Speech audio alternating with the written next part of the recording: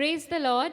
आज के आराधना में ऑनलाइन सर्विस में आप सबों का स्वागत है, खास करके उन भाई बहनों का जो आज हमारे साथ पहली बार जुड़े हैं। We welcome you all. आइए इस आराधना की शुरुआत हम प्रार्थना से करेंगे। जैसा भजन संहिता 67 का पद संख्या 1 में लिखा है, परमेश्वर हम पर अनुग्रह करे और हमको आशीष दे, वह हम पर अपने मुख का प्रकाश चमकाए। Let's look to God in the word of prayer. Hallelujah. पिता परमेश्वर, हम आपका धन्यवाद देते हैं आपकी आशीषों के लिए, आपकी उपस्थिति के लिए, आपकी सामर्थ के लिए। Lord, we thank you and we commit today into your precious holy hand. Father, bless those who are watching us, bless those who are listening to us. Lord, हे प्रभु, हर एक को आशीष दे इस समय।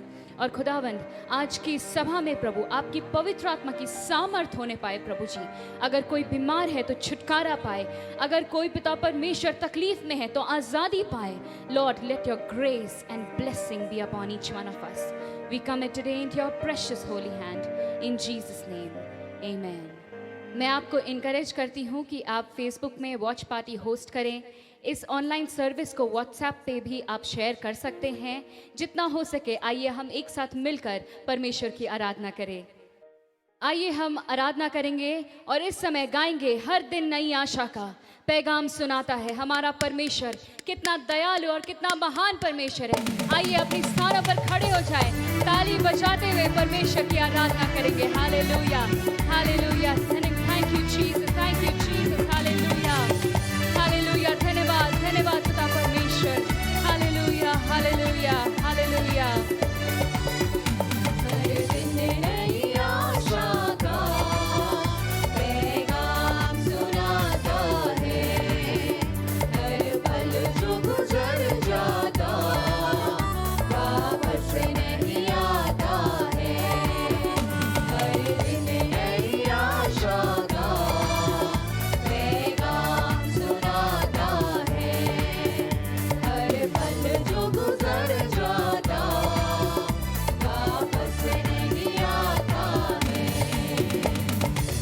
तसल्ली तो मिलती है उसी दिल को जो गीत मसीहा के दिन रात ही गाता है। Hallelujah. Thank you Jesus, thank you Lord. Hallelujah, praise God. दुनिया में तसल्ली तो मिलती है उसी दिल को। दुनिया में तसल्ली तो मिलती है उसी दिल को, मिलती है उसी दिल को जो गीत मसीहा के दिन रात ही गाता है। हर पल जो गुजर जाता वापस नहीं आता है। रहता है जो संगत में हर रोज मसीहा के, देने को नया जीवन वह फिर से बुलाता है। हालेलुया। Thank you Jesus. रहता है जो संगत में हर रोज मसीहा के। रहता है जो संगत में हर रोज मसीहा के, हर रोज मसीहा के। देने को नया जीवन वो फिर से बुलाता है। हर पल जो गुजर जाता वापस नहीं आता है। वह दूर नहीं तुझसे, अब दिल में बुला उसको, आकाश से जो आकर संसार में रहता है। हालेलुया। धन्यवाद पिता परमेश्वर कि तू हमारे लिए है पिता परमेश्वर। हालेलुया। धन्यवाद यीशु। वो दूर नहीं तुझसे, अब दिल में बुला उसको। वो दूर नहीं तुझसे, अब दिल में बुला उसको, अब दिल में बुला उसको। आकाश से जो आकर संसार में रहता है। हर पल जो गुजर जाता वापस नहीं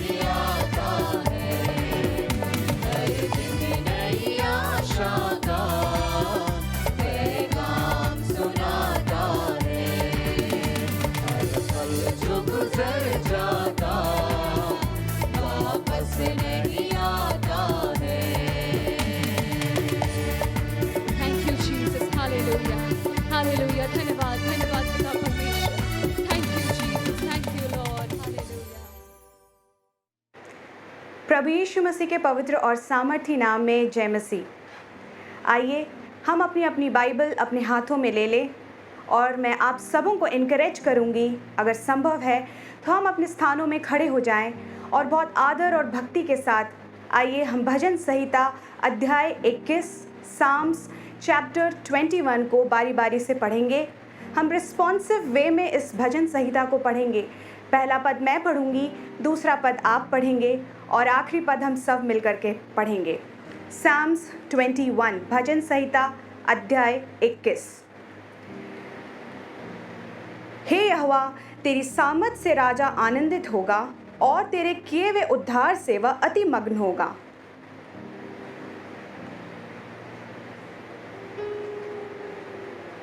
क्योंकि तू उत्तम आशीषें देता हुआ उससे मिलता है और तू उसके सिर पर कुंदन का मुकुट पहनाता है।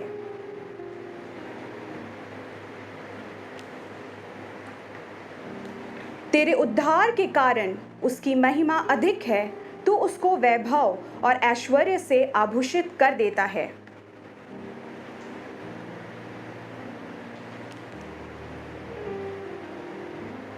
क्योंकि राजा का भरोसा यहोवा के ऊपर है और परम प्रधान की करुणा से वह कभी नहीं टलने का।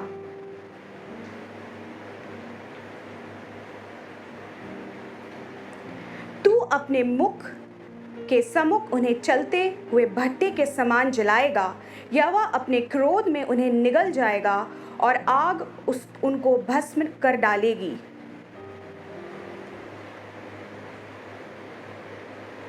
क्योंकि उन्होंने तेरी हानि ठानी है, उन्होंने ऐसी युक्ति निकाली है जिसे वे पूरी ना कर सकेंगे।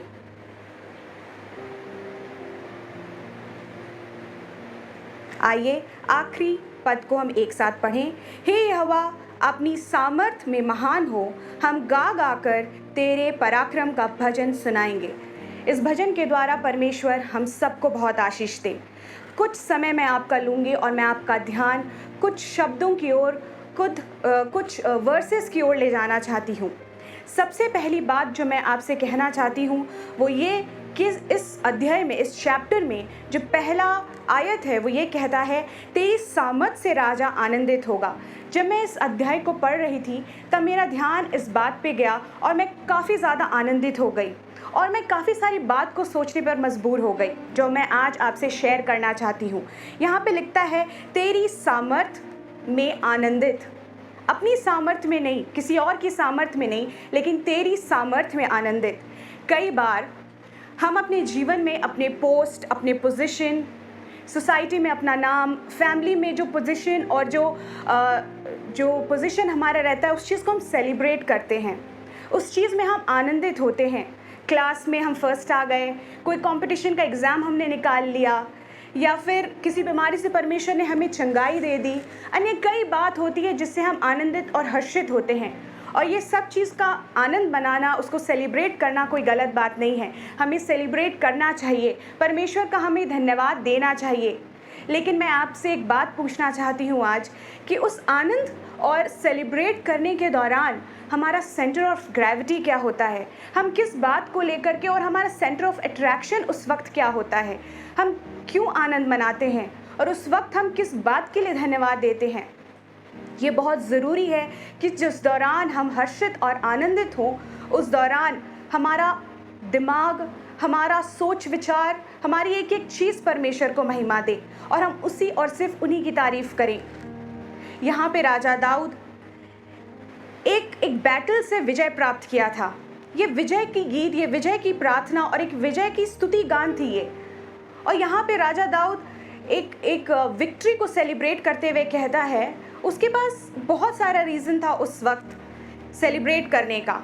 वो बहुत बड़ी बैटल को विन किया था, सब कोई उसको वाहवाही दे रहे होंगे और बहुत आनंद का माहौल रहा होगा। और वो ये कह सकता था कि शायद मैं अपने स्ट्रेटेजिकली प्लान जो मैं किया कि ये सेना यहाँ पे रहेगी, ये यहाँ से अपने आर्म्स को चलाएंगे और ये सारी चीज़ों को वो कह करके आनंद मना सकता था, लेकिन उसने कहा कि तेरी सामर्थ्य में आनंदित होना।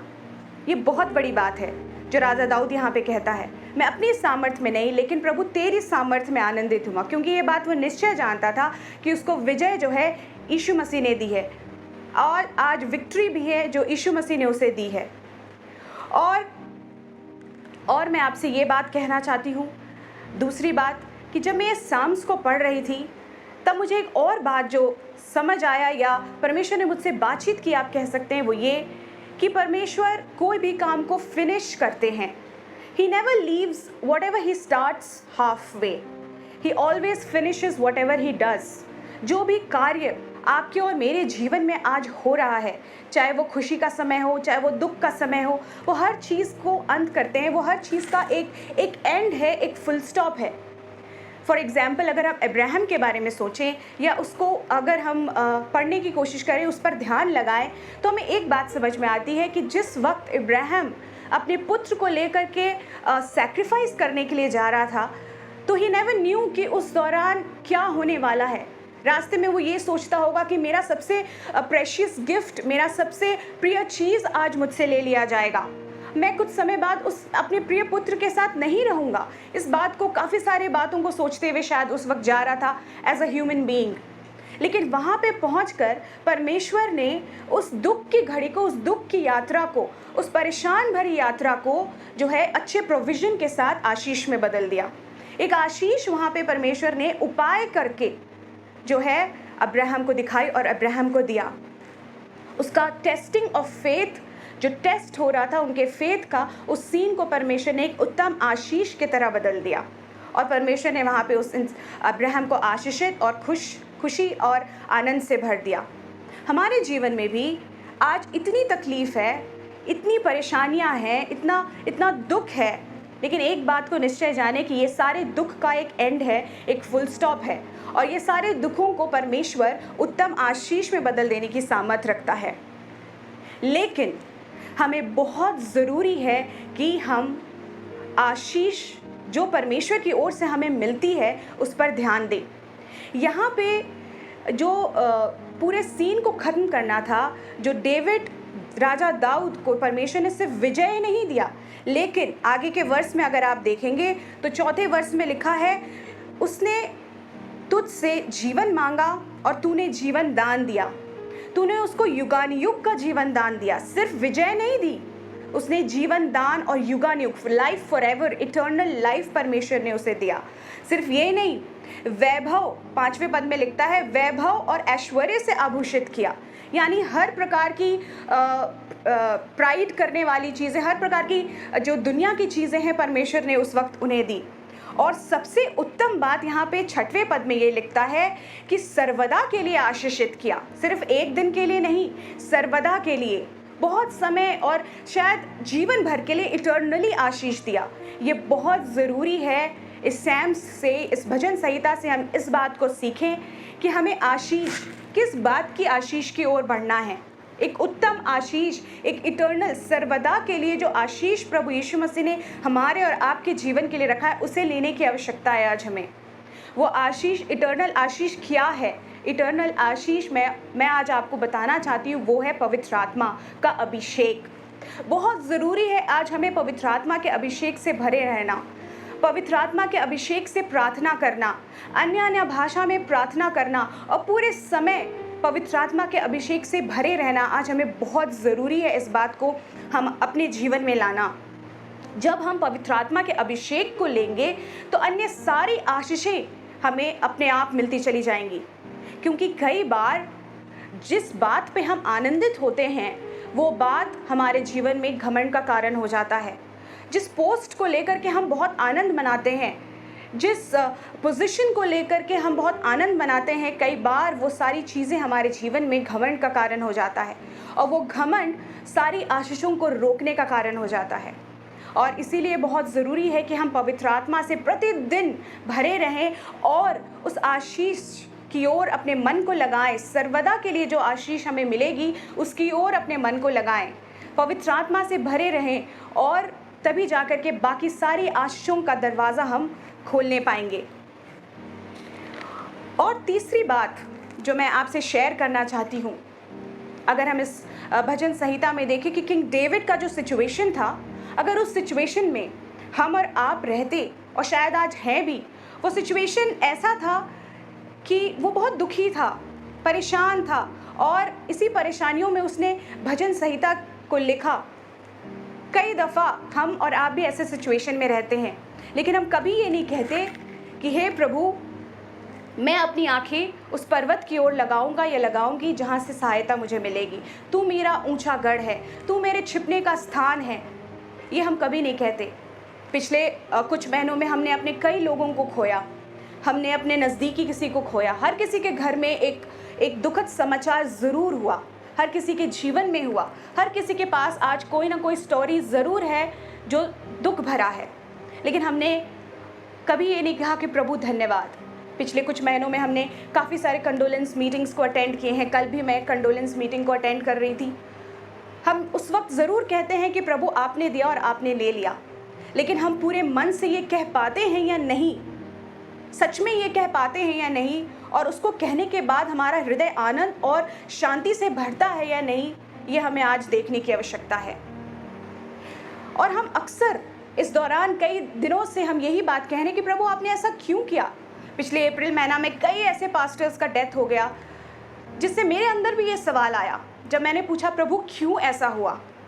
जब एक तरफ ये है कि फसल पक चुके हैं, मजदूर कम हैं, इन पास्टरों की कलीसियाओं का क्या होगा, इनके बच्चों का क्या होगा, इनके बच्चे आज कितने सवालों से गुजर रहे होंगे, इनके विश्वास का क्या होगा।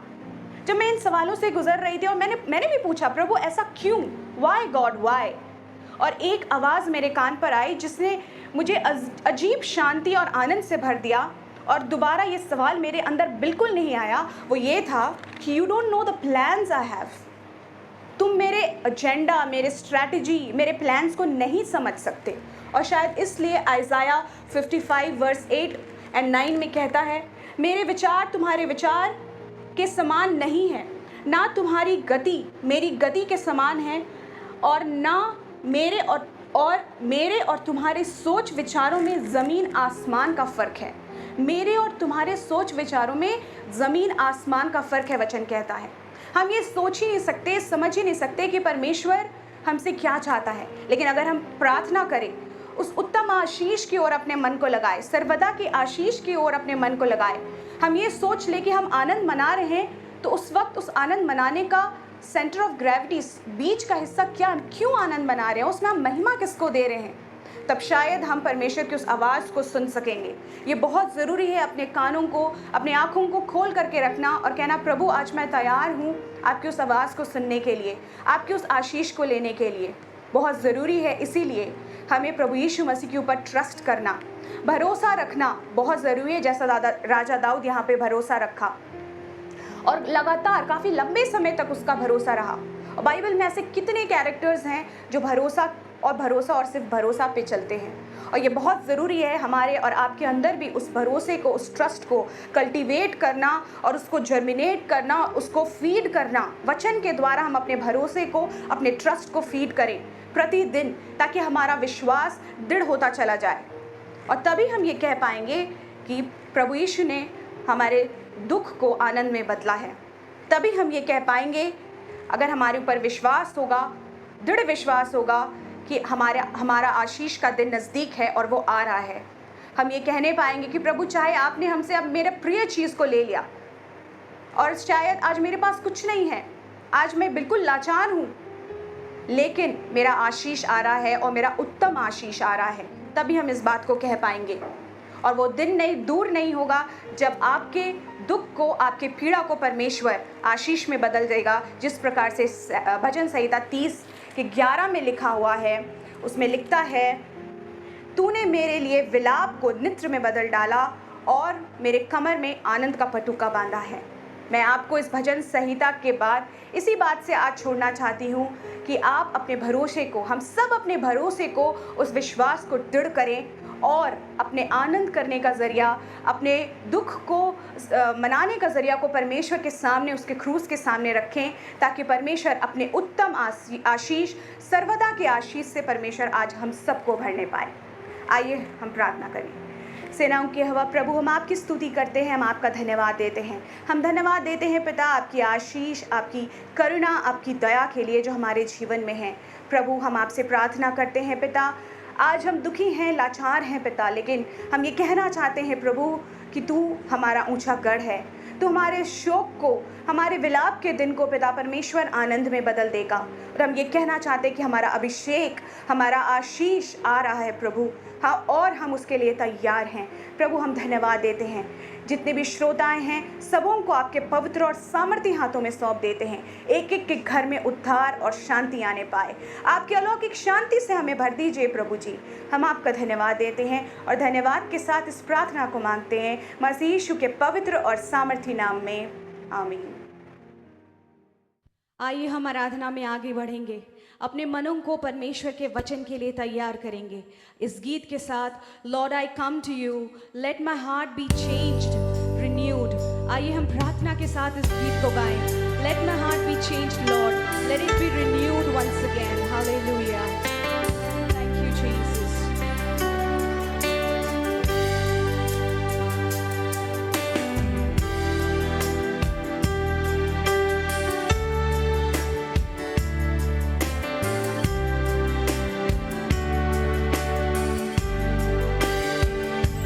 Lord, I come to you. Let my heart be changed, renewed.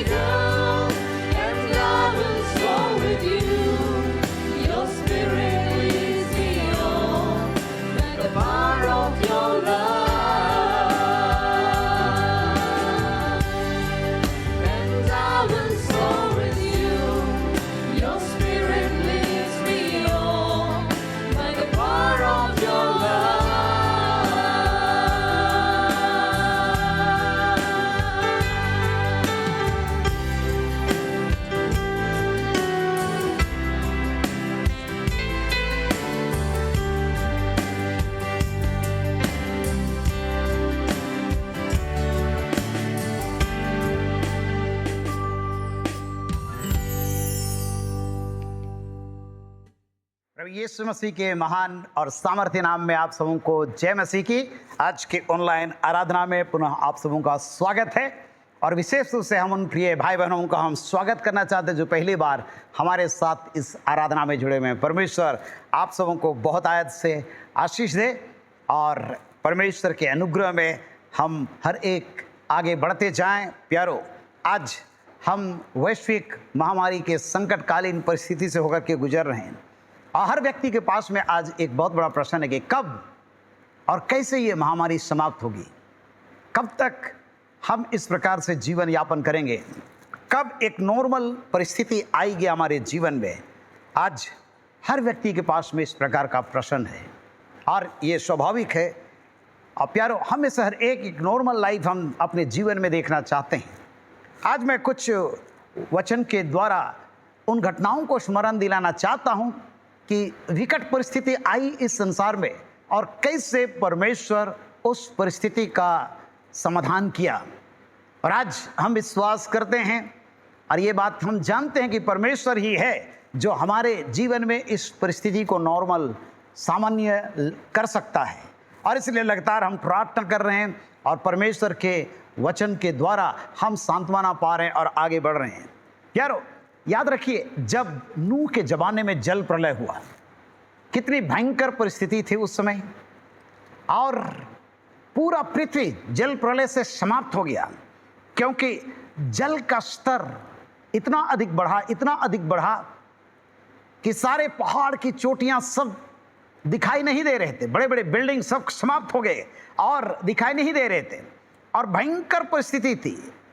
उत्पत्ति 7 अध्याय और उसका 17 पद से 24 पद तक में हम पढ़ते हैं, इस प्रकार से पृथ्वी पर 40 दिन तक जल प्रलय होता रहा और पानी बहुत बढ़ता ही गया, जिससे जहाज ऊपर को उठने लगा, जिसमें नूह और उसके परिवार के लोग अंदर घुसे हुए थे और वह पृथ्वी पर से ऊंचा उठ गया। जल बढ़ते बढ़ते पृथ्वी पर बहुत ही बढ़ गया और जहाज जल के ऊपर तैरता रहा। जल पृथ्वी पर अत्यंत बढ़ गया, यहां तक कि सारी धरती पर जितने बड़े बड़े पहाड़ थे सब डूब गए। जल 15 हाथ ऊपर बढ़ गया और पहाड़ भी डूब गए।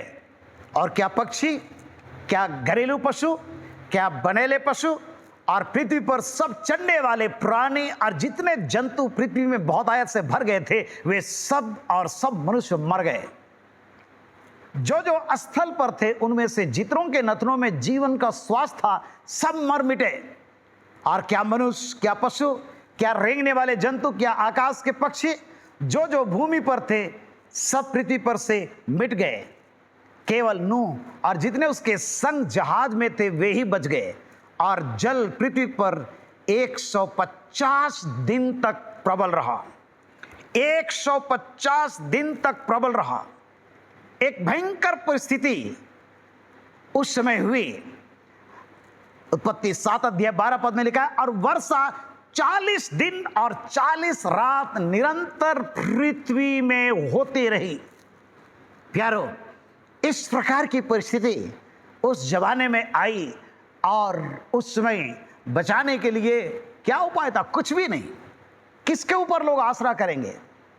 कौन से हॉस्पिटल में जाएंगे? कौन से जगह पर जाएंगे जहां पर उनको सुरक्षा मिल सकता है? कहीं नहीं। मौत के अलावा इंसान के लिए, सारे जीव जंतुओं के लिए और कोई रास्ता था नहीं। और ऐसे कठिन परिस्थिति में प्यारो, नूह और उसका परिवार केवल उस जहाज के अंदर बैठे थे जिसके कारण बच गए और सारे जीव जंतु जो परमेश्वर की आज्ञा के अनुसार जहाज के अंदर थे वे बच गए। और इस प्रकार से कठिन परिस्थिति उस समय में भी थी। यारो, आज भी कठिन परिस्थिति मेरे और आपके जीवन के लिए है। कोविड-19 2019 से ही शुरू हुआ ये विश्व के अंदर में, और हमारे भारतवर्ष के अंदर पिछले वर्ष मार्च महीने से ये ज़्यादा ये उछाल में आया। और आज first phase, second phase, third phase और मालूम नहीं कितना फेज आएगा। परंतु हर व्यक्ति के पास में यही प्रश्न है कि कैसे इसका रोकथाम होगा, कैसे हम एक सामान्य जीवन जीने पाएंगे। प्यारो, आज हमारे लिए एक बहुत बड़ा सवाल है। जल प्रलय कि उस भयंकर परिस्थिति को हम कैसे सामान्य होते हुए हम देख सकते हैं वचन में। आइए आगे हम ध्यान करेंगे। उत्पत्ति 8 अध्याय और उसके पहले पद से 5वें पद तक में हम पढ़ते हैं यहाँ पर, परंतु परमेश्वर ने नूह और जितने बनैले पशु और घरेलू पशु उसके संग जहाज में थे उन सबों की शुद्धि ली, और परमेश्वर ने पृथ्वी पर पवन बहाई और जल घटने लगा। प्यारो, जब तक परमेश्वर शुद्धि नहीं लेगा और जब तक परमेश्वर कुछ आश्चर्य कर्म हमारे बीच में नहीं करेगा, महामारी समाप्त होने वाली नहीं है। और इसलिए आज हम लगातार परमेश्वर से प्रार्थना कर रहे हैं कि प्रभु हम पर दया कर, हमारे पापों को क्षमा कर। प्यारे परमेश्वर, इस परिस्थिति से छुटकारा दे। लगातार हमें प्रार्थना करने की आवश्यकता है।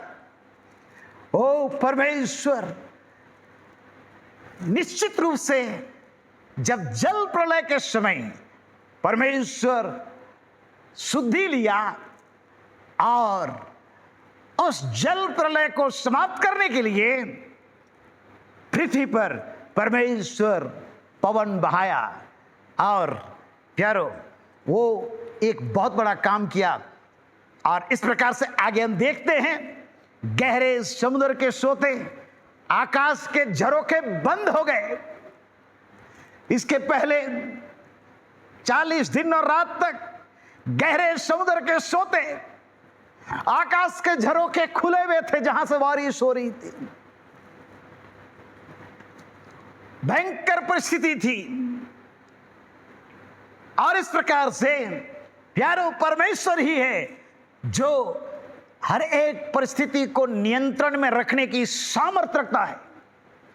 और जब परमेश्वर पृथ्वी पर पवन बहाया, जल घटने लगी और गहरे समुद्र के सोते, आकाश के झरोखे बंद हो गए और जो वर्षा होती थी वो भी रुक गई। और 150 दिन के पश्चात जल पृथ्वी पर से लगातार घटने लगा। और इस प्रकार से 7वें महीने के 17वें दिन को जहाज अरारत नामक पहाड़ पर टिक गया और जल 10वें महीने तक घटता चला गया। और 10वें महीने के पहले दिन को पहाड़ों की चोटियां दिखाई दी, एक नई आशा की किरण उत्पन्न हुई। प्यारो, आज इस वैश्विक महामारी से कौन बचा सकता है? कौन बचा सकता है? जब तक परमेश्वर उस पवन को नहीं बहाएगा। ये पवन क्या है? यूहन्ना सुसमाचार उसका 3 अध्याय और उसका 8वें पद में लिखा है। इसके संबंध में प्रभु यीशु मसीह पवित्र आत्मा के विषय में कहा, हवा जिधर चाहती है उधर बहती है और तो उसका शब्द सुनता है। प्यारो, परमेश्वर पवित्र आत्मा की सामर्थ को इस संसार में भेजा है पेंतिकोस्त के दिन, और आज के समय में भी वो पवित्र आत्मा कार्य करता है। और वो पवित्र आत्मा को और अधिक सामर्थ्य रूप में कार्य करने की आवश्यकता है।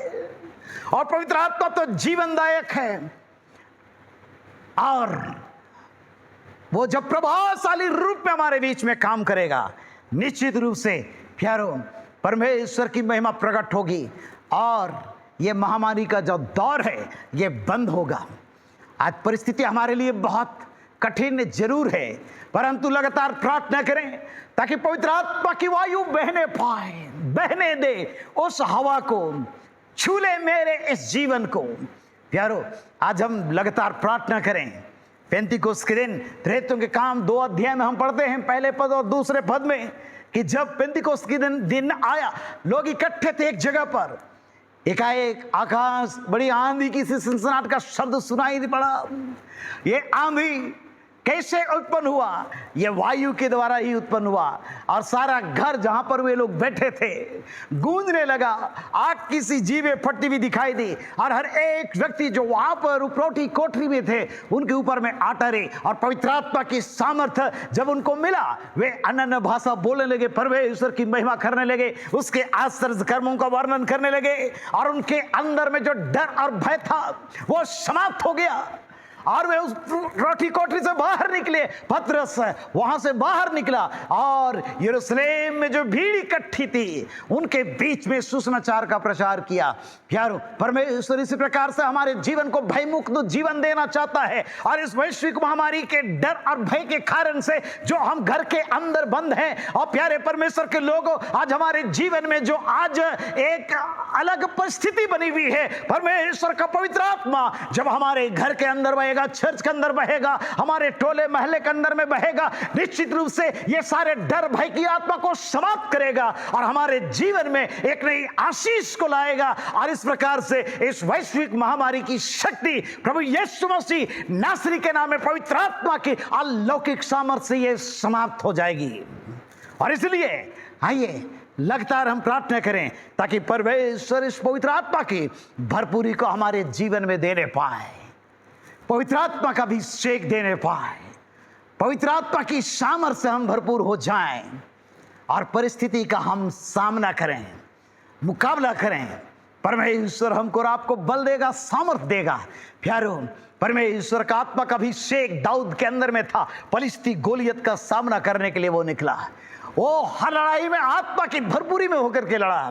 प्यारो, आज विपरीत परिस्थिति हमारे जीवन में है, चाहे वो बेरोजगारी का है, चाहे वो गरीबी का है, चाहे वो बीमारी का है, आत्मा की भरपूरी में होकर के हम इसका मुकाबला करें और सब प्रकार का बंधन को वो तोड़ेगा। वो फिलिप्पी जेल खाने के उस जंजीर को जब तोड़ने की वो सामर्थ रखता है, पतरस के जंजीर को जब खोलने की सामर्थ रखता है, वही परमेश्वर का पवित्र आत्मा है जो मेरे आपके अंदर में अभिषेक को देगा। और अभिषेक के कारण से वो जुआ यीशु नासरी के नाम में टूटेगा और हम आजाद हो जाएंगे और बड़ी आजादी के साथ में परमेश्वर की महिमा के गीतों को हम गाने पाएंगे। हालेलुया। और इसलिए आज ये भयातुर करने वाली शक्ति अगर किसी से डरेगा तो वो है पवित्र आत्मा का अभिषेक, पवित्र आत्मा की भरपूरी जब हमारे जीवन में आएगी। हमारे जीवन में इसकी आवश्यकता है। दूसरी घटना हम देखते हैं जो मिस्र देश में हुई। ये बड़ा जाना पहचाना वाला घटना है। किस प्रकार से प्यारो, वहां पर 10 प्रकार की भयंकर भयंकर विपत्ति आई और ऐसी स्थिति आई कि केवल मिस्री लोग नहीं लेकिन इस्राएली लोग भी लाखों की संख्या में थे, उसके शिकार हो सकते थे। परंतु उस भयंकर परिस्थिति से परमेश्वर उनको बचा करके रखा। उसका कारण क्या था? उसका कारण हम परमेश्वर के वचन में हम उसका जवाब हम पाते हैं। अगर आप पढ़ेंगे निर्गमन उसका 7वां अध्याय, 8वां अध्याय, 9वां अध्याय, 10वां अध्याय, 11-12 अध्याय तक, तो आपको यहां पर 10 प्रकार की भयंकर भयंकर विपत्ति का वर्णन मिलेगा। किस प्रकार से मिस्र देश का सब नदी, नहर, झील, पोखरे, वहां के सारे पानी लहू बन गए, जल जंतु मछलियां सड़ने लगी, दुर्गंध आने लगी और कितनी भयंकर महामारी सब तरफ फैली होगी। मिस्र देश में मेंढक भर गया, घरों में, खेतों में, आंगनों में, सभी जगह दुर्गंध आ रही थी। कुटुकियां भर गई, डांस भर गए, सारे जानवर मर गए, फोड़े फफोले लोगों के शरीर में उत्पन्न हो रहे हैं, ओलों की बारिश हो रही है, टिड्डियों का आक्रमण हो रहा है, घोर अंधकार और पैलोठे मारे जा रहे हैं। ये सारी चीजें वहां पर हुई। परंतु निर्गमन 8 अध्याय के 12 पद में हम पढ़ते हैं, तब मूसा और हारून फिरौन के पास से निकल गए और मूसा ने उन मेंढकों के विषय यहोवा की दुहाई दी जो फिरौन के पास और पूरे मिस्र देश में भेजे गए थे। प्यारो, परिस्थितियों से अगर हम छुटकारा प्राप्त करना चाहते हैं तो आज साधारण प्रार्थना केवल नहीं लेकिन उस परमेश्वर की दुहाई हमको देने की आवश्यकता है। दुहाई का मतलब साधारण प्रार्थना से भी और गहरा प्रार्थना करने वाला आत्मा परमेश्वर से मांगे। निर्गमन 8 अध्याय उसका 30 पद में हम पढ़ते हैं, मूसा ने फिरौन के पास से बाहर जाकर के यहोवा से विनती करने लगा। वो प्रार्थना करने लगा परमेश्वर से कि प्रभु ये सारी विपत्ति आ रही है, लेकिन मैं प्रार्थना करता हूं परमेश्वर इन सारी विपत्तियों से तो छुटकारा दे। निर्गमन 9 अध्याय और उसके 33 पद में हम इस प्रकार से देखते हैं, मूसा ने फिरौन के पास से नगर के बाहर निकल करके यहोवा की ओर हाथ फैला करके है परमेश्वर के सामने। और जब हाथ फैलाया परमेश्वर के सामने, प्यारो, बादल का गरजना, ओलों का बरसना बंद हुआ। परिस्थिति आज कैसे कंट्रोल में आएगा? परमेश्वर के लोग, हम और आप, आइए हम मिलकर के प्रार्थना करें, परमेश्वर की दुहाई दे, हाथों को उठा करके परमेश्वर से प्रार्थना करें और परमेश्वर से मांगे। निर्गमन 10 अध्याय 18 पद में लिखा है, तब मूसा ने फिरौन के पास से निकलकर यहोवा से विनती करने लगा, प्रार्थना करने लगा कि प्रभु ये सारी विपत्ति जो परमेश्वर मिस्र के अंदर में आ रही है, प्रभु इसको रोक दे परमेश्वर, ये नहीं चाहिए परमेश्वर। प्यारो, आज परमेश्वर के लोग, आइए मिल करके हम कंटिन्यू लगातार हम प्रार्थना करें। परमेश्वर के वचन में हम पढ़ते हैं, यहेजकेल 22 अध्याय में परमेश्वर का वचन यूं कहता है, 22 अध्याय और उसका 30 पद में, वर्स 30, मैंने उनमें ऐसा मनुष्य ढूंढना चाहा जो बाड़े को सुधारे और देश के निमित्त नाके में मेरे सामने ऐसा खड़ा हो कि मुझे उसका नाश न करना पड़े। यारो, परमेश्वर का वचन कहता है, परंतु ऐसा कोई ना मिला। आज परमेश्वर की दृष्टि में और आपके ऊपर में है, और वो देखना चाहता है कि हम कितने लगन के साथ में अपने देश के लिए हम प्रार्थना कर रहे हैं, अपने राज्य के लिए, अपने लोगों के लिए हम प्रार्थना कर रहे हैं। भजन 106 और उसका वर्स 23 में हम पढ़ते हैं, इसलिए उसने कहा कि मैं उनको सत्यानाश कर डालता यदि मेरा चुना हुआ मूसा जोखिम के स्थान में उनके लिए खड़ा ना होता। प्यारो, आज मुझको और आपको जोखिम के स्थान में लगातार खड़ा होने की आवश्यकता, ताकि मेरी जलजलाहट को ठंडा करे। प्यारो, परमेश्वर मेरी यार आपकी ओर दृष्टि लगाए कि हम कितना अधिक प्रार्थना कर रहे हैं परमेश्वर के सामने। और जब हम और आप लगातार प्रार्थना करेंगे, परमेश्वर प्रार्थना के उत्तर में अद्भुत रीति से अपनी महिमा को प्रकट करेगा। भजन 107 107 वर्सेस 4 to 6 में इस प्रकार से लिखा है, परमेश्वर के वचन में हम पढ़ते हैं, वे जंगल में मरुभूमि के मार्ग पर भटकते फिरे। परमेश्वर के लोग, और कोई बसा हुआ नगर नहीं पाया, भूख और प्यास के मारे वे विकल हो गए। तब उन्होंने संकट में यहोवा की दुहाई दी और उसने उनको सकेती से छुड़ाया। परमेश्वर मुझको आपको हमारे इस विपरीत परिस्थिति से छुड़ाने की वो सामर्थ रखता है। उन्होंने संकट में यहोवा की दुहाई दी, उसने सकेती से उनका उद्धार किया। प्यारो, उसने उनको अंधियारे और मृत्यु की छाया में से निकाल लिया और उनके बंधनों को तोड़ दिया। प्यारो, परमेश्वर मेरे आपके जीवन में अद्भुत कार्य करना चाहता, और इसलिए ये संकट और मुसीबत जो आज पूरे विश्व के अंदर में है, छुटकारा परमेश्वर जरूर देगा, जिसके लिए हमको लगातार परमेश्वर से प्रार्थना करना है, उसकी दुहाई देनी है, उसके सामने अपने हाथों को फैला करके लगातार प्रार्थना करना है, बड़ी दीनता और नम्रता के साथ में। और यही प्रार्थना करना कि परमेश्वर पवित्र आत्मा की वायु को बहा दे और तो अपनी महिमा को प्रकट कर। एक और घटना को मैं स्मरण दिला करके समाप्त करना मैं चाहता हूं।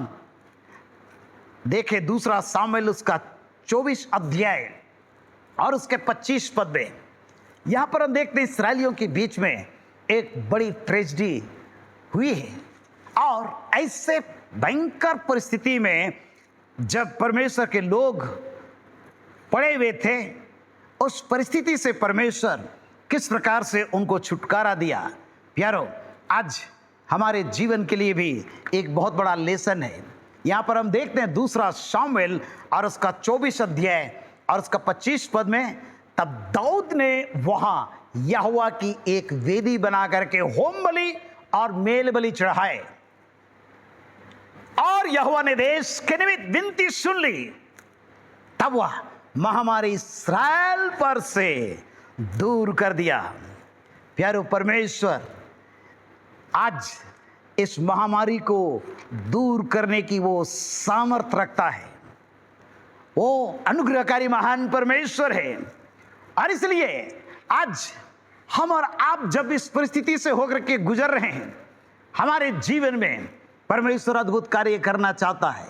याद रखें, इस्राएलियों के बीच में एक भयंकर महामारी आई हुई थी।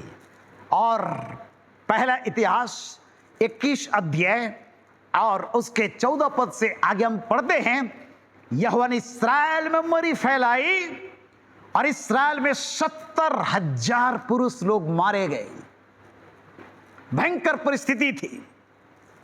और इस भयंकर परिस्थिति में परमेश्वर का दास राजा दाऊद परमेश्वर के लिए वेदी को बनाया, होम बलि चढ़ाया, मेल बलि चढ़ाया और परमेश्वर विनती सुन लिया और महामारी को दूर किया। आज वही परमेश्वर चाहता है कि हमारा परमेश्वर से प्रार्थना करें, परमेश्वर के लिए होम बलि और मेल बलि चढ़ाएं। अब परमेश्वर इस महामारी जो पूरे विश्व के अंदर में है, इसको दूर करेगा। मेरी और आपकी प्रार्थना बहुत ही महत्वपूर्ण है। आज परमेश्वर मेरी और आपकी प्रार्थना का उत्तर देना चाहता है, लेकिन थोड़ा उसकी पृष्ठभूमि को हम तो आइए ध्यान करें, क्यों ये महामारी इस्राएलियों के बीच में आई। यहां पर हम देखते हैं पहला इतिहास और उसका 21 अध्याय पहले पद से आगे, शैतान ने इस्राएल के विरुद्ध उठकर दाऊद को उकसाया कि वो इस्राएलियों की गिनती ले। इस्राएलियों की गिनती ले। गिनती लेना आज के संदर्भ में गलती काम नहीं है, परंतु उस समय जो दाऊद गिनती लिया वो परमेश्वर के लिए अच्छा नहीं हुआ। परमेश्वर उससे प्रसन्न नहीं था। दाऊद को परमेश्वर अद्भुत रीति से लड़ाई में विजय दिया और परमेश्वर उसको आशीष दिया। सारे शत्रु उसके वश में थे। और इस प्रकार से जब दाऊद के अंदर में जनगणना करने का विचार उत्पन्न हुआ, तब आगे हम देखते हैं, तब दाऊद ने योआब और प्रजा के हाकिमों से कहा, तुम जाकर बरसेबा से ले दान तक इस्राएलियों की गिनती लेकर मुझे बताओ कि मैं जान लूं कि वे कितने हैं। गिनती लेने का क्या पर्पस था, उद्देश्य क्या था। हो सकता है दाऊद अपने तरीके से लोगों के ऊपर में टैक्स बैठाना चाहता होगा, या देखना चाहता होगा कि हमारे पास में सैन्य ताकत कितनी है। यह देखना चाहता होगा, हो सकता है कि मेरे पास में लेबर फोर्स कितना है। कई मतलब हो सकते हैं प्यारो। और इस प्रकार से वो एसेस करने मांग रहा होगा, परंतु परमेश्वर का जो कार्य करने का तरीका था वो अलग था दाऊद के लिए। दाऊद के उस काम से परमेश्वर खुश नहीं था।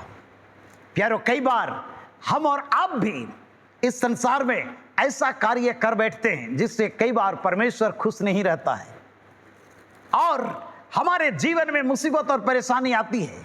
याद रखिए, योना को परमेश्वर उसको नीनवे को भेज रहा है। वो जहाज में बैठ करके तरसीश को जा रहा है और रास्ते में आंधी तूफान आई और क्या हालात हुआ। नतीजा यह हुआ कि योना को अंगीकार करना पड़ा कि मैं स्वर्ग और पृथ्वी के बनाने वाले परमेश्वर का मैं सेवक हूं। ये आंधी तूफान मेरे कारण से उठी है और इसलिए मुझको इस जहाज से निकाल करके फेंक दो। जहाज बिल्कुल आराम से आगे बढ़ेगा, आंधी तूफान शांत हो जाएगी। प्यारो, कई बार मेरे और आपके जीवन में भी कई प्रकार की परेशानी आती है जिसके लिए हम खुद जिम्मेदार होते हैं। और इसलिए आज हम अपने आप को प्रभु के सामने दीनता के साथ में, नम्रता के साथ में लाएं और अपने आप को जांचें कि प्यारे परमेश्वर, मेरे जीवन में ऐसा कोई भी काम ना हो जिससे संकट और मुसीबत उत्पन्न होने पाए। प्यारे परमेश्वर, हमारी सहायता कर ताकि हम तेरी इच्छा के अनुसार जीवन जीने पाएं। प्यारो, भयंकर परिस्थिति आई, परमेश्वर दाऊद के उस कारनामे से प्रसन्न नहीं था। परमेश्वर तो आज मेरे और आपके जीवन को भी एक नई ऊंचाई में ले जाना चाहता है। परमेश्वर दाऊद को बताना चाह रहा होगा कि तुमको सेंसस करने की आवश्यकता क्या है। मेरी तो इच्छा है ये कि तुम फूलो फलो पृथ्वी में भर जाओ। मैंने इब्राहिम को दर्शन दिया था कि अब्राहम, तुम अपने देश, अपने पिता के घर को छोड़ करके निकल गए, तुम्हारे वंश आसमान में तारे गण जितने हैं वैसे ही होंगे, समुद्र के बालू के किनकों के समान तुम्हारे वंश होंगे। क्या तुम गिन सकोगे उनको? यारो, परमेश्वर इसी प्रकार से आज मुझको और आपको भी आशीष देना चाहता है। कई बार हम अंगुली में गिनती करके हम संतुष्ट होना चाहते हैं अपने जीवन में बहुत सारे थोड़े से आशीषों को लेकर के, परंतु परमेश्वर के वचन में कहता है, यीशु मसीह ने कहा, स्वर्ग और पृथ्वी का सारा अधिकार मुझको दिया गया, इसलिए तुम सारे जगत में सुसमाचार का प्रचार करो। प्यारो, दाऊद इस बात को रियलाइज किया कि मैंने गलती की है और तब दाऊद को मालूम हो गया कि मेरे कारण से आज इस्राएल में मरी फैली है और 70,000 पुरुष मर मिटे। जिम्मेदारी लिया, नैतिक जिम्मेदारी। और इस प्रकार से तब दाऊद फैसला किया कि अब मुझे क्या करना चाहिए। आगे हम देखते हैं, पहले इतिहास 21 अध्याय 18 पद से आगे। तब यहोवा के दूत ने गाद को दाऊद से ये कहने की आज्ञा दी कि दाऊद चढ़कर यबूसी ओरनान के खलिहान में यहोवा की एक वेदी बनाए। गाद किस वचन के अनुसार जो उसने यहोवा के नाम से कहा था, दाऊद चढ़ गया। तब ओरनान ने पीछे फिर के दूत को देखा और उसके चारों बेटे जो उसके संग थे छिप गए। ओरनान उस समय गेहूं दांव रहा था। जब दाऊद ओरनान के पास आया तब ओरनान ने दृष्टि करके दाऊद को देखा और खलिहान से बाहर जाकर भूमि तक झुककर दाऊद को दंडवत किया। दाऊद राजा है, सेनापति है, और इसलिए ओरनान भूमि तक झुक करके दाऊद को दंडवत किया। तब दाऊद ने ओरनान से कहा, इस खलिहान का स्थान मुझे दे दे कि मैं इस पर यहोवा की एक वेदी बनाऊं। और ध्यान दीजिएगा, आगे लिखा है, उसका पूरा दाम लेकर उससे मुझको दे कि ये विपत्ति प्रजा पर से दूर किया जाए। मैं मुफ्त में जमीन लेना नहीं चाहता, पूरा दाम लेकर के मुझको दे। ओरनान ने दाऊद से कहा, इससे ले ले और मेरे प्रभु राजा को जो कुछ भाए वही करे। सुन, मैं तो होम बलि के लिए बैल, ईंधन के लिए दावने के हथियार, अन्न बलि के लिए गेहूं, ये सब मैं देता हूं। राजा दाऊद ने ओरनान से कहा, नहीं, मैं अवश्य इसका पूरा दाम ही देकर इससे मोल लूंगा। जो तेरा है उससे मैं यहोवा के लिए नहीं लूंगा और ना सेंत मेंत का होम बलि चढ़ाऊंगा। दाऊद ने उस स्थान के लिए ओरनान को 600 शेकेल सोना तौल दिया। तब दाऊद ने वहां यहोवा की एक वेदी बनाई, होम बलि और मेल बलि चढ़ाकर यहोवा से प्रार्थना की और होम बलि की वेदी पर स्वर्ग से आग गिरा करके उसकी सुन ली। प्यारो, और परमेश्वर प्रार्थना का उत्तर दिया। आज मेरे कहने का मतलब क्या है कि आज हम और आप प्रार्थना तो कर रहे हैं, पवित्र आत्मा की बारिश का इंतजार हम लगातार अपने जीवन में कर रहे हैं, प्रार्थना विनती सब कुछ कर रहे हैं, लेकिन आज परमेश्वर ये चाहता है कि अगर इस महामारी को खत्म करना है तो प्यारो, हमें मूल्य चुकाना बहुत जरूरी है। वी हैव टू पे द प्राइस। जब तक हम मूल्य नहीं चुकाएंगे तब तक हमको आपको छुटकारा मिलने वाला नहीं है। यीशु मसीह भी मुझको और आपको पाप से छुड़ाया। पौलुस प्रेरित कहता है कि तुम दाम दे करके तुम मोल लिए गए हो। यीशु मसीह अपना लहू मेरे आपके लिए बहाया, वो दाम दिया और मुझको और आपको पाप के बंधन से छुड़ाया। मुफ्त में हम उसका बेटा और बेटी नहीं बन गए। प्यारो, आज परमेश्वर चाहता है कि हम प्रार्थना में दाम चुकाएं, होम बलि चढ़ाएं, मेल बलि चढ़ाएं, दाम चुकाएं। हो सकता है हमारे जीवन में दाम चुकाने के कारण प्यारो रात भर भी प्रार्थना करना पड़े, उपवास करना पड़े। आइए हम जुट जाएं, दाम चुकाने के लिए तैयार हो जाएं, और जब हम दाम चुकाएंगे परमेश्वर प्रार्थना का उत्तर देगा, स्वर्ग से आग गिराएगा और यह वैश्विक महामारी को दूर करेगा। अमन चैन की जिंदगी हमें मिलेगी। दाऊद जरूर परमेश्वर के विरोध में काम किया था, लेकिन अपने जीवन को प्रभु के सामने ठीक किया, अपने आप को परमेश्वर के हाथ में अर्पण किया, नम्र किया, दाम चुकाया, उस जगह पर वेदी को बनाया, होम बलि चढ़ाया, मेल बलि चढ़ाया। अब परमेश्वर प्रार्थना के उत्तर में इस्राएल से सारी महामारी को समाप्त किया। परमेश्वर इसी प्रकार से समाप्त करेगा। और इसलिए आज हम प्रार्थना करने जा रहे हैं। प्रभु से कहें, प्रभु जो कुछ दाम चुकाना पड़े मैं दाम चुकाने के लिए तैयार हूं। प्रभु मेरी सहायता कर, ताकि मैं प्रभु दाम चुकाने वाला व्यक्ति बन जाऊं। प्यारो, आज लोग अपने जान को जोखिम में डाल करके जितने कोरोना वॉरियर्स हैं लड़ाई लड़ रहे हैं, लेकिन हो सकता है हम अपने घरों में हम यूं ही प्रार्थना कर रहे हैं साधारण रीति से। आइए हम भी अपने आप को वो योद्धा, प्रार्थना योद्धा बनाएं, ताकि हमारी प्रार्थना जो हमारे घर के अंदर से है वो प्रभावशाली हो, वो प्रभावशाली हो, इस महामारी को बंद करने के लिए प्रभावशाली हो। दाम चुकाएं, प्रभु के सामने आंसू के साथ में हम प्रार्थना करें, वेदना के साथ में हम प्रार्थना करें। परमेश्वर प्रार्थना के उत्तर में अद्भुत कार्य करेगा। जल प्रलय को समाप्त करने के लिए परमेश्वर शुद्धि लिया, मेरी आपकी शुद्धि परमेश्वर लेना चाह रहा है। पवन बहा करके जलस्तर को खत्म किया, पवित्र आत्मा की वायु बहा करके परमेश्वर इस महामारी को बंद करना चाहता है। हमारी होम बलि, मेल बलि को ग्रहण करके परमेश्वर इस महामारी को बंद करना चाहता है। इसलिए हे मेरे भाइयों, मैं तुम्हें परमेश्वर की दया स्मरण दिला करके विनती करता हूं कि तुम अपने शरीरों को जीवित और पवित्र और परमेश्वर को भौतिक बलिदान करके चढ़ाओ। यही तुम्हारी आत्मिक सेवा है। और इस संसार के सदृश्य ना बनो, जिससे तुम परमेश्वर की भली भांति और उसकी सिद्ध इच्छा को मालूम करते रहो अनुभव से। सर्वशक्तिमान पिता परमेश्वर, आपके पवित्र चरणों में हम अपने आप को लाते हैं। दया कर प्रभु, महामारी के दौर से जब हम गुजर रहे हैं, प्यारे परमेश्वर, आपके पास में हथियार है इसको बंद करने का। दया कर प्यारे परमेश्वर, रहम कर प्यारे परमेश्वर। हम अपने आप को आपके सामने दीन और नम्र करते हुए लाते हैं।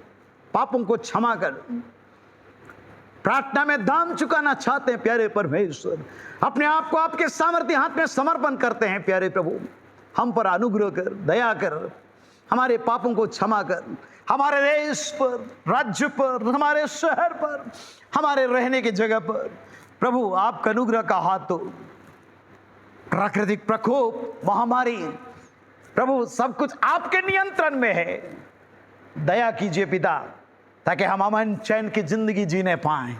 हमारे पापों को क्षमा कर प्रभु, अनुग्रह कर, दया कर। हमारे प्रियों पर अनुग्रह हो, दया कर प्रभु। जो लोग बीमार हैं उनको चंगाई दे, अपने सामर्थ्य हाथ को बढ़ा। आपका अनुग्रह, आपकी आशीष की भरपूरी हर एक के जीवन में लगातार बनी रहे। धन्यवाद के साथ में ये प्रार्थना मांगते पिता अपने उद्धारकर्ता प्रभु यीशु मसीह नासरी के नाम में, आमीन। अब हमारे प्रभु यीशु ख्रिस्ट का अनुग्रह, ईश्वर पिता का प्रेम और पवित्र आत्मा की सहभागिता हम सबों के संग सदा सर्वदा होती रहे, आमीन। जय मसीह की। परमेश्वर आप सबों को आशीष दे। हमारे YouTube चैनल को जरूर आप सब्सक्राइब करें, लाइक करें, शेयर करें। याद रखें, प्रत्येक शनिवार 5:30 बजे शुभ संदेश टेलीविजन चैनल पर यीशु की पुकार कार्यक्रम देखना ना भूलें। परमेश्वर हर एक को बहुत आयत से आशीष दे। धन्यवाद। जय मसीह की।